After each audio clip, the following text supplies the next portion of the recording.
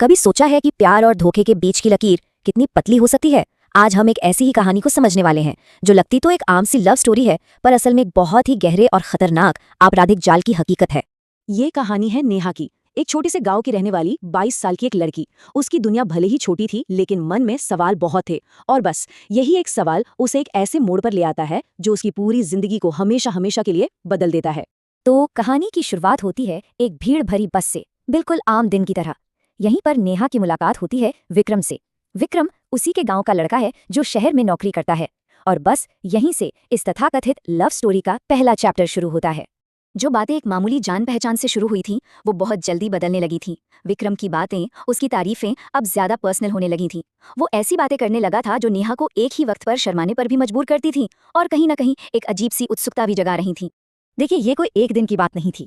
ये एक पैटर्न था, एक सोचा समझा तरीका। बस में गलती से छूने के बहाने से लेकर उसे अकेले में खेत की झोपड़ी में बुलाने तक, विक्रम धीरे धीरे बहुत चालाकी से नेहा की सीमाओं को लांघ रहा था। उसे सबसे अलग थलग करके उस पर अपना कंट्रोल बनाने की कोशिश कर रहा था। अब विक्रम का प्लान था नेहा को शहर के एक होटल में ले जाने का। नेहा को शायद लग रहा था कि उनका रिश्ता अब अगले लेवल पर जा रहा है, पर तभी कहानी में एक ऐसा ट्विस्ट आता है जिसके बारे में नेहा ने सपने में भी नहीं सोचा होगा। अचानक से विक्रम एक बड़ा खुलासा करता है। वो कहता है, मैं जो भी कर रहा था वो सब एक नाटक था। मैं तो बस तुम्हें उस लड़के से बचा रहा था जो तुम्हें परेशान करता है। तुम तो मेरी बहन जैसी हो। मतलब उसने खुद को एक विलन से सीधा हीरो बना दिया। ये सुनकर नेहा एकदम चौंक जाती है। वो रोने लगती है, लेकिन इन आंसुओं में एक राहत थी। उसे लगा कि विक्रम कितना अच्छा इंसान है जो उसकी रक्षा कर रहा था। एक पल के लिए तो लगा कि चलो कहानी का एक अच्छा अंत हुआ, पर असलियत इससे कहीं ज्यादा डरावनी थी। और अब हम पहुंचते हैं कहानी के सबसे अहम मोड़ पर।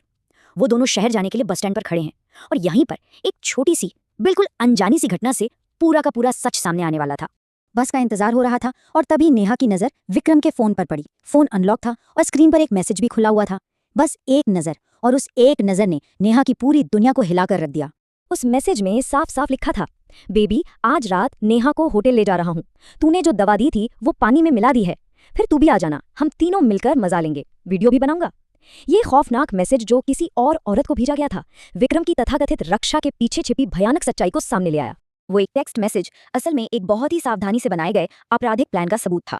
चलिए अब समझते हैं कि विक्रम का असली मकसद आखिर था क्या। ये कभी भी प्यार या आकर्षण के बारे में था ही नहीं। यह एक पूरी स्क्रिप्ट थी, एक सोची समझी साजिश। नेहा को होटल ले जाना, उसे नशीली दवा देना, फिर एक साथी के साथ मिलकर उसका यौन शोषण करना, और ये सब यहीं खत्म नहीं होता। असल प्लान तो उस वारदात का वीडियो बनाकर उसके असली अमीर माँ बाप को ब्लैकमेल करना और उनसे करोड़ों रुपए ऐंठना था। तो देखिए, विक्रम के दो चेहरे थे। एक तरफ वो कहता था तुम मेरी बहन जैसी हो, और दूसरी तरफ उसकी नियत थी ये माल हमेशा के लिए हमारा होगा। वो रक्षा करने की बात करता था, लेकिन असल में ब्लैकमेलिंग का जाल बिछा रहा था। और उसके असली इरादे उसके इस्तेमाल किए गए एक शब्द से साफ हो जाते हैं, माल। उसने नेहा के लिए माल शब्द का इस्तेमाल किया। यह शब्द दिखाता है कि उसकी नजरों में नेहा एक इंसान नहीं, बल्कि सिर्फ एक चीज थी, एक वस्तु जिसे वो अपने फायदे के लिए इस्तेमाल करना चाहता था।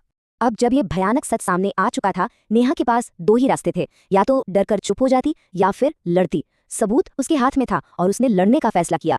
सोचिए, इतना बड़ा सदमा लगने के बाद भी नेहा ने हिम्मत नहीं हारी।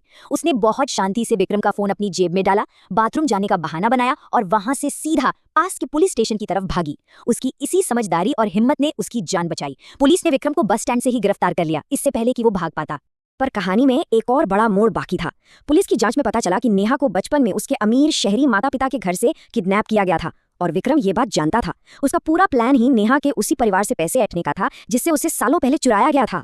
तो इस पूरी घिनौनी साजिश का अंजाम क्या हुआ? नशा देकर यौन शोषण करने, वीडियो बनाने और ब्लैकमेल करने के जुर्म में विक्रम को उम्र कैद की सजा हुई। आखिरकार नेहा अपने असली परिवार से मिली। वो अब सुरक्षित है और अपनी जिंदगी को एक नए सिरे से शुरू कर रही है। लेकिन ये कहानी सिर्फ एक अंत नहीं है, ये एक बहुत बड़ी और शक्तिशाली चेतावनी भी है।